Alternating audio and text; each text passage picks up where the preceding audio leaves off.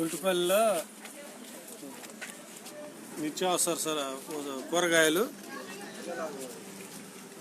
వంకాయలు, దోసకాయలు, బెండకాయలు, టమాటాలు, సొరకాయలు, పచ్చిమిర్చి ఒక్కొక్క కేజీ చొప్పున ప్రతి కుటుంబానికి 2000 కుటుంబాల మొత్తానికి కరోనా సహాయార్థం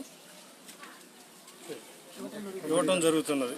చెరుకూరు నరసింహారావు గారి ఆధ్వర్యంలో కోడిగుడ్లు 1,00,000 గుడ్లు ప్రతి కుటుంబానికి, గ్రామంలో 1,00,000 గుడ్లు ఒకరికి పంచడం జరుగుతుంది.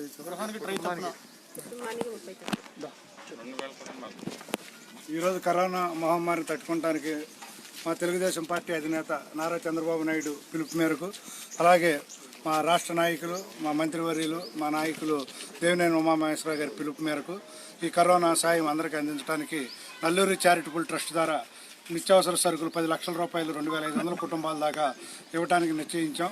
అలాగే ఇప్పుడు వర్క్షాప్లో కూడా ఇవాళ అడిగారు, అక్కడ కూడా ఇస్తున్నాం. ప్రతి చోట గుంటుపల్లిలో ప్రతి గ్రామానికి, ప్రతి ఇంటికి 2,500 మంది దాకా దాదాపు 10 లక్షల రూపాయల సరుకులు, నిత్యావసర సరుకులు అందించడానికి కంకణం కట్టుకొని ఈ కార్యక్రమాన్ని కరోనా సాయంలో ప్రతి ఒక్కరు పాల్గొన్నందుకు ధన్యవాదాలు. అలాగే ఏ ఆపద వచ్చినా తెలుగుదేశం పార్టీ తరఫున అండగా మేము ఉంటామని తెలియజేసుకుంటూ ఈ భాగస్వామ్యం కల్పించినందుకు ధన్యవాదాలు తెలియజేసుకుంటున్నాం.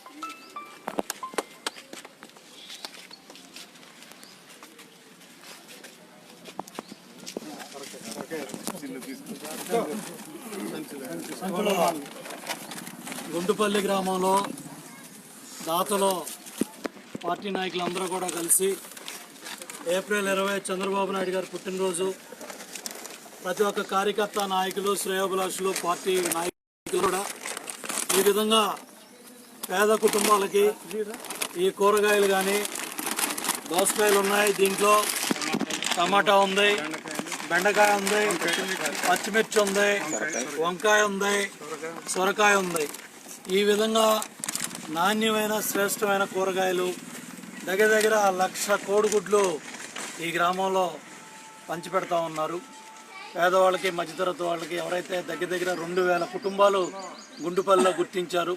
గ్రామ యూనిట్, గ్రామ పార్టీ, తెలుగుదేశం పార్టీ మొత్తం కూడా కలిసి సమిష్టిగా అందరూ కూడా కలిసి నిత్యావసర సరుకులు ఇచ్చారు, కూరగాయలు ఇచ్చారు, మళ్ళీ ఇవాళ ఆయిల్ ఇచ్చారు.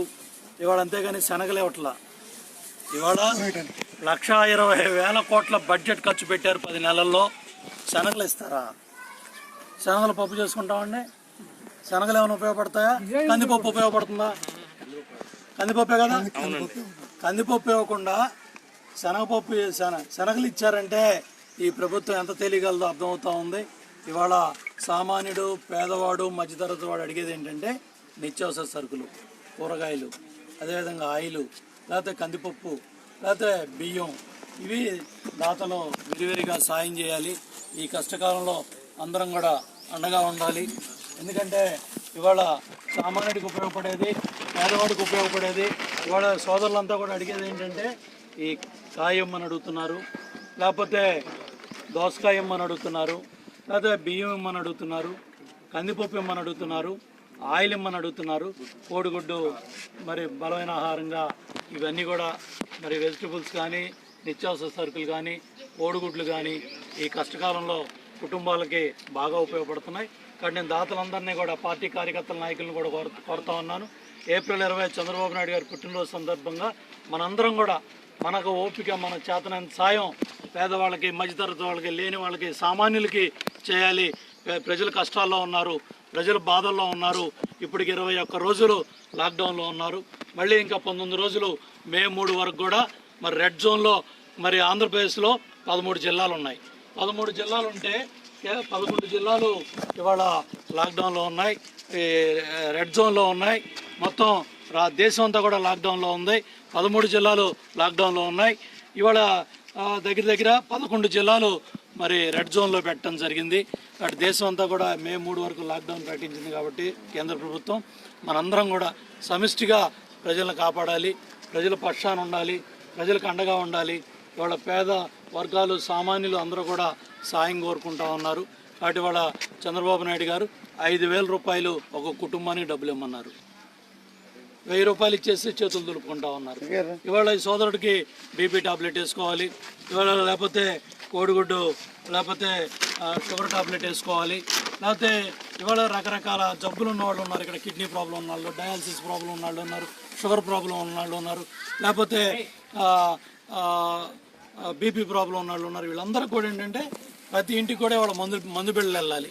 మీ ఏఎన్ఎంలు ఉన్నారు, మీ హెల్త్ అసిస్టెంట్లు ఉన్నారు, ఎవరైతే ఆరోగ్య కార్యకర్తలు ఉన్నారు వీళ్ళందరినీ కూడా గ్రామాల్లో పంపించండి. ఎక్కడెక్కడ ఎవరెవరికి ఏం టాబ్లెట్ కావాలో ఇప్పించండి. మీరు ఇచ్చే 1000 రూపాయలు ఏ మూలకు కూడా సరిపోలేదు. కాబట్టి నేను ప్రభుత్వాన్ని డిమాండ్ చేస్తున్నాను, 5000 రూపాయలు ఇవ్వాలి. ప్రతి కుటుంబానికి కూడా 5000 రూపాయలు ఇవ్వాలి. 3 నెలలు సరిపోను బియ్యం కానీ నిత్యావసర సరుకులు కానీ కూరగాయలు కానీ ఇవ్వాలని డిమాండ్ చేస్తా ఉన్నాను. పక్కనున్న ఒరిస్సా లేకపోతే కేరళ ఇవాళ ఈ ప్రభుత్వాలన్నీ కూడా ఏ గ్రామ వాలంటీర్ సహాయం లేకుండా, అక్కడ ఏ గ్రామ వాలంటీర్ లేడు ఆ రాష్ట్రాల్లో. రెవెన్యూ డిపార్ట్మెంటు ప్రభుత్వం చెప్పింది కాబట్టి వాళ్ళంతా కూడా తీసుకెళ్ళి గ్రామాల్లో ఇస్తూ ఉన్నారు. కాబట్టి అందరం కూడా సమిష్టిగా ఇవాళ ప్రభుత్వ సహాయం కోసం ఇవాళ సామాన్యుడు ఎదురు చూసే పరిస్థితి లేకుండా ఇవాళ ఈ విధంగా మనం పేదవాళ్ళకి లేని వాళ్ళకి సాయం చేయాలి. కాబట్టి నేను కోరేది ఏంటంటే ఇవాళ ఇటువంటి పేదవాళ్ళకి ఎవరైతే అర్హులు ఉన్నారో వాళ్ళందరూ కూడా సాయం చేయాలి. ఇమీడియట్గా ప్రభుత్వం ఇవ్వాలని డిమాండ్ చేస్తూ ఉన్నాను. ఇవాళ వాళ్ళందరూ కూడా ఇవాళ ఈ కష్టకాలంలో వీళ్ళకి అండగా ఉండి ఇవాళ ఇది ఎన్నో వస్తాయి అమ్మాయి, వారం రోజులు వస్తాయి. ఇది కష్టకాలంలో ఈ విధంగా అండగా ఉండాలని ప్రతి ఒక్క తెలుగుదేశం పార్టీ కార్యకర్తని, నాయకుల్ని, దాతల్ని, శ్రేయోభిలాషులందరినీ కూడా కోరుకుంటా ఉన్నాను.